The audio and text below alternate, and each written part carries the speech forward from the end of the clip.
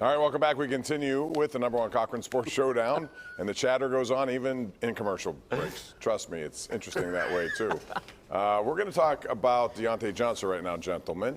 And, Chris, I will start with you. So today he had a good day, 10 for 10, 10 targets, 10 catches, no touchdowns. So he's still a record setter when most, 80-plus receptions in a season, no touchdowns. He also got called for a penalty when he lost his mind. Assess his day and tell me, is he worth the money they gave him? No, he's not. And he's certainly not worth the $20 million a year that he wants in an extension, that he wanted in an extension, and probably still thinks he can get in a future extension. He's good. That's the word. That's the operable word here at play with Deontay Johnson. He's good. Is he as good as George Pickens? Is he as talented as George Pickens? No. If George Pickens did something stupid like that, taunted a guy after catching a ball and fighting for a first down, I'd swallow it and I'd deal with it the same way I swallowed and dealt with George Pickens acting out in Atlanta a few weeks ago, because his talent makes up for the distractions. Plus, he's a rookie. And Deontay Johnson, his talent does not make up for that kind of mistake in that instance.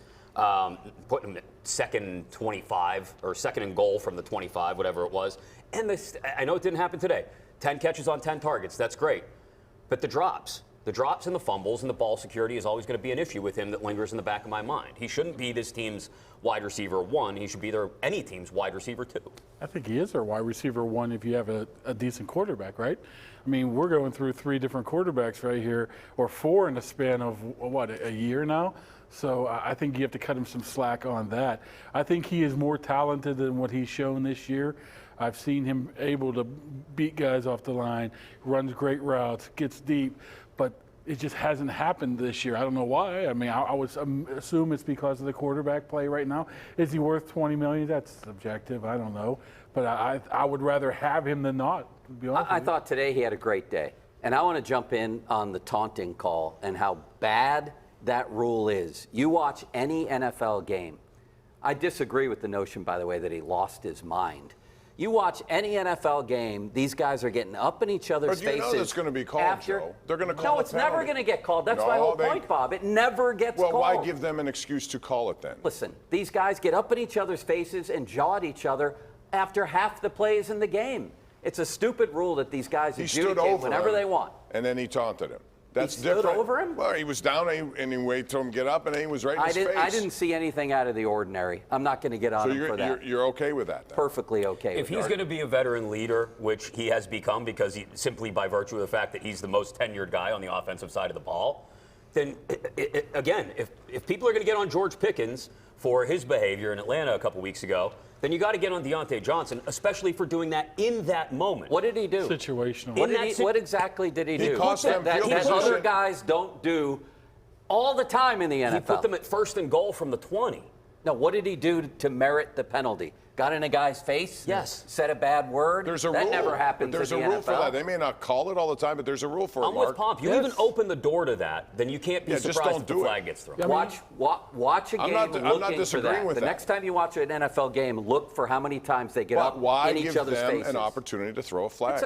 It's an emotional game. And I'm not getting on him for that. You've heard Tomlin talk about it before, too. That's legislated into the game where he does not want that to happen. I can't believe Tomlin went for that rule, the taunting rule. I mean, you're right in some respect because, I mean, they're allowed to get away with pretty much anything in the entire NFL. You throw balls in the crowd, do whatever you want.